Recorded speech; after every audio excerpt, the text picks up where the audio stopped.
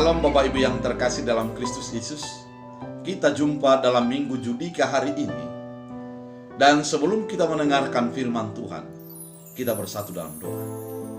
Damai sejahtera Allah yang melampaui segala akal dan pikiran, itulah yang melihara hati dan pikiran dalam Kristus Yesus Tuhan. Amin. Saudara terkasih, pada hari ini kita akan mencoba menelaah tentang firman Tuhan pada Minggu 21 Maret 2021 yang diambil dari Ibrani 5 ayat 5 sampai 10. Sebelum kita untuk menelaahnya, kita baca ayat yang menjadi renungan ataupun khotbah hari ini. Ibrani 5 ayat 5 sampai 10. Demikian pula Kristus tidak memuliakan dirinya sendiri dengan menjadi imam besar, tapi dimuliakan oleh Dia yang berfirman kepadanya, "Anakku, engkau telah kuperkenankan pada hari ini." Bagaimana firman-Nya dalam suatu nats lain, "Engkau adalah imam untuk selama-lamanya menurut peraturan Melkisedek." Dalam hidupnya sebagai manusia, Ia telah mempersembahkan doa dan permohonan dengan ratap tangis dan keluh kepada Dia yang sanggup menyelamatkannya dari maut. Dan karena kesalehannya ia telah didengarkan. Dan sekalipun ia adalah anak, ia telah belajar menjadi taat dari apa yang dideritanya. Dan sesudah ia mencapai kesempurnaannya, ia menjadi pokok keselamatan yang abadi bagi semua orang yang taat kepadanya. Dan ia dipanggil menjadi imam besar oleh Allah menurut peraturan Melkisedek. Demikian firman Tuhan. Saudara terkasih, mari kita pahami terlebih dahulu tentang kitab Ibrani. Kitab Ibrani adalah sebuah kitab yang dituliskan untuk orang-orang Ibrani. Ada 3 golongan yang dimaksud di sini. Ada yang beranggapan bahwa orang Ibrani yang dimaksud adalah orang yang percaya, namun mereka beribadat di rumah-rumah karena mereka tidak ada tempat untuk beribadah. Oleh karena itu, sebagai orang Ibrani, mereka diperlukan peneguhan iman. Yang kedua, bisa juga dipercaya bahwa tulisan Ibrani ini ditulis kepada orang-orang Yahudi yang sudah percaya kepada Kristus, namun diperlukan peneguhan iman. Oleh karena itu, surat ini merupakan sebuah memperkenalkan tentang Kristus di dalam konsep Ibrani yang mereka pahami, agar mereka memahami Kristus dengan benar. Dan yang ketiga, kemungkinan juga surat Ibrani dituliskan kepada para imam-imam yang sudah menjadi Kristen dalam kehidupannya. Sehingga dengan tujuan ini, bahwa orang-orang yang membacanya akan mengenal dengan tepat tentang Kristus dalam kehidupannya.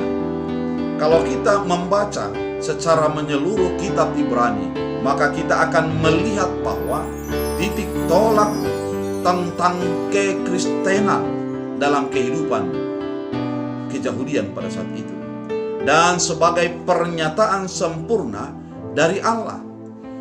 Kristus sebagai pernyataan sempurna dari Allah, itulah titik tolak daripada surat Ibrani. Kemudian keselamatan Kristus adalah abadi. Dalam firman Tuhan pada saat ini itu diterangkan dari Ibrani 5 ayat 9. Keselamatan Kristus itu adalah abadi. Demikian juga penebusannya, warisan dan perjanjiannya. Keselamatan, penebusan, warisan dan perjanjian daripada Kristus itu adalah abadi. Dan itu bisa dibaca dalam Ibrani 9 ayat 12, Ibrani 9 ayat 15, Ibrani 13 ayat 20. Pengorbanan Kristus juga dijelaskan sebagai roh yang kekal. Pengorbanan Kristus merupakan sebuah sikap yang kekal yang tidak bisa diganti oleh apapun.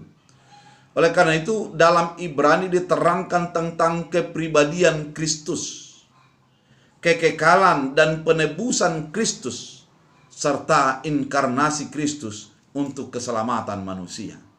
Itulah inti daripada kitab Ibrani.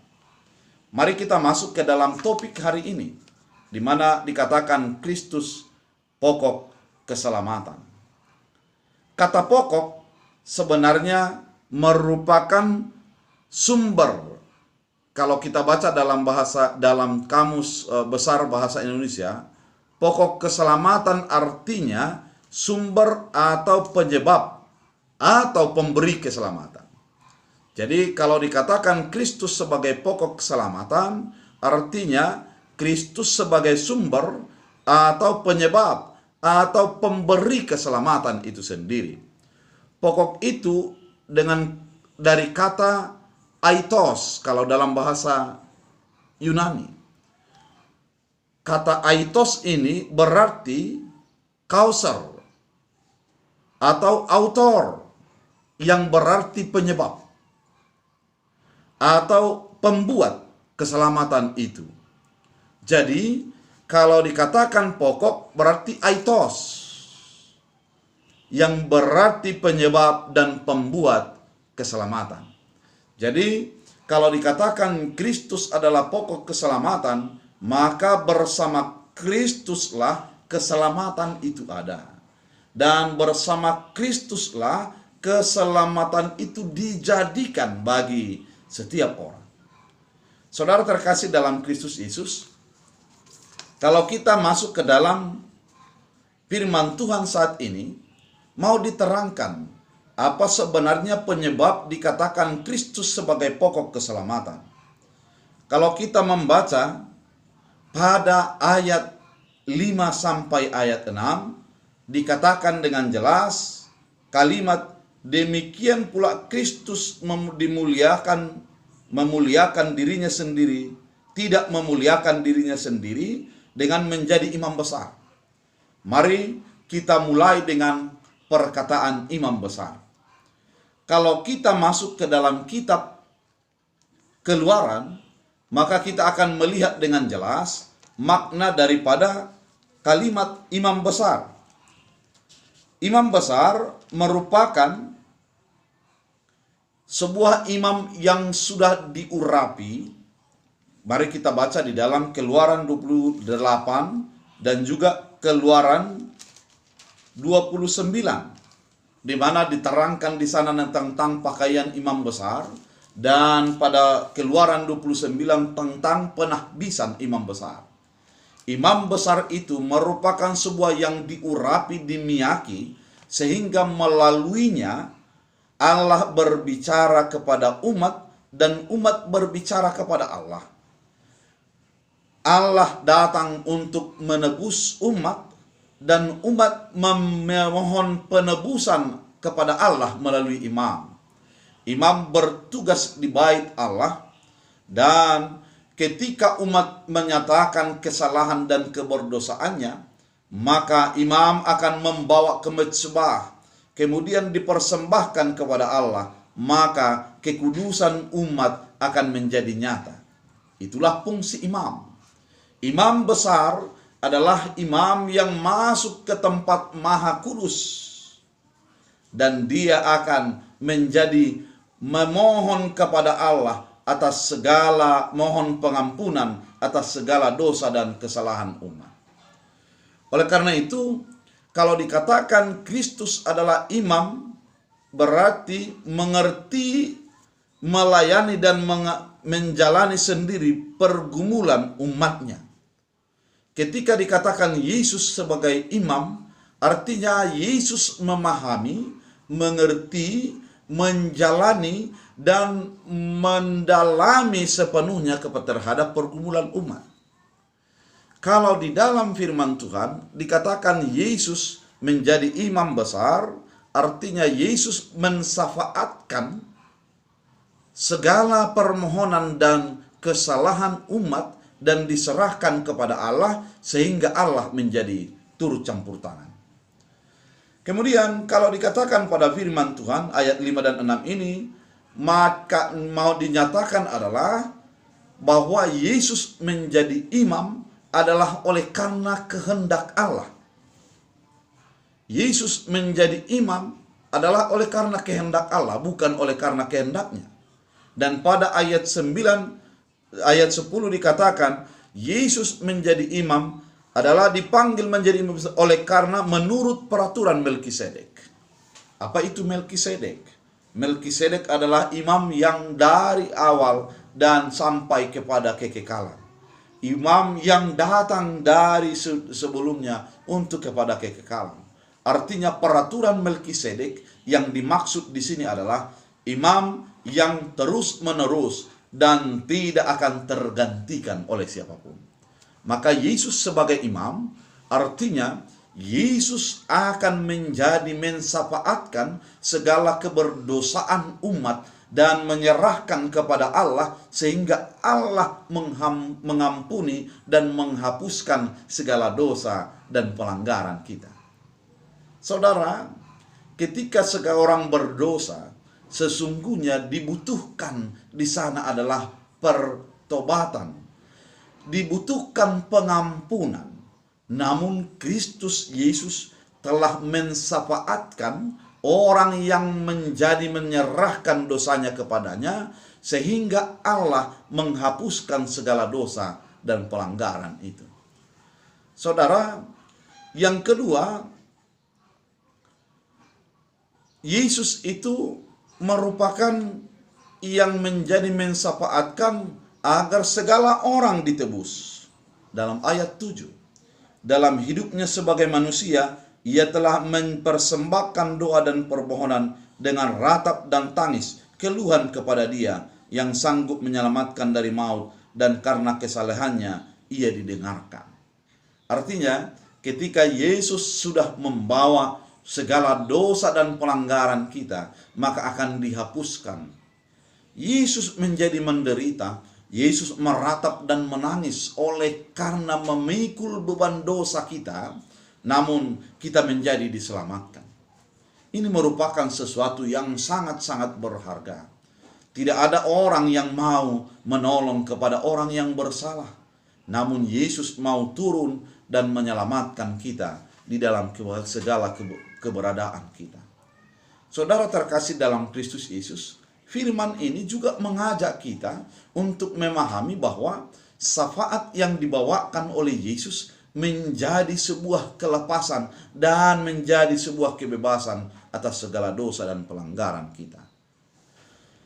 Yang berikutnya, dalam ayat 8, di dalam menjadi memberikan keselamatan itu. Pada ayat 8 dikatakan, dan sekalipun ia adalah anak, ia telah belajar menjadi taat dari apa yang telah dideritanya. Yesus mati dan taat terhadap proses keselamatan itu. Yesus tidak menjadi lari daripada kenyataan untuk menjadi dipersembahkan sebagai anak Allah, menjadi domba Allah oleh karena keberdosaan kita. Kita dibebaskan, kita dilepaskan, kita diselamatkan, dan kita menjadi bebas daripada segala dosa. Tidak diwakilkan oleh siapapun, namun Dia memberikan dirinya untuk menjadi keselamatan itu sendiri. Yesus memberikan dirinya untuk menjadi keselamatan itu sendiri. Yesus tidak menunjuk kepada yang lain, namun menunjuk kepada dirinya, agar melalui dirinya semua dijamin untuk beroleh keselamatan itu. Kalau kita membaca pada ayat 9, sangat jelas juga diterangkan.